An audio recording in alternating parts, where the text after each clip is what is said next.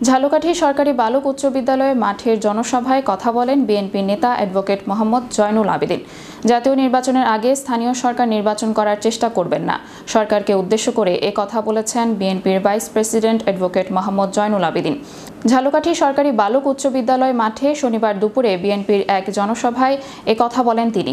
বিএনপির আয়োজনে রাষ্ট্র কাঠামো মেরামতের ৩১ দফা বাস্তবায়ন, নিত্য প্রয়োজনীয় দ্রব্যমূল্য সহনীয় পর্যায়ে রাখা, অবনতিশীল আইনশৃঙ্খলা পরিস্থিতির উন্নতিকরণ ও ফ্যাসিবাদের ষড়যন্ত্র মোকাবেলার দাবিতে এ জনসভা অনুষ্ঠিত হয়। জনসভার প্রধান অতিথি বক্তব্যে বিএনপির এই কেন্দ্রীয় নেতা বলেন, টালবাহানা ছেড়ে দিয়ে জাতীয় নির্বাচন দিন।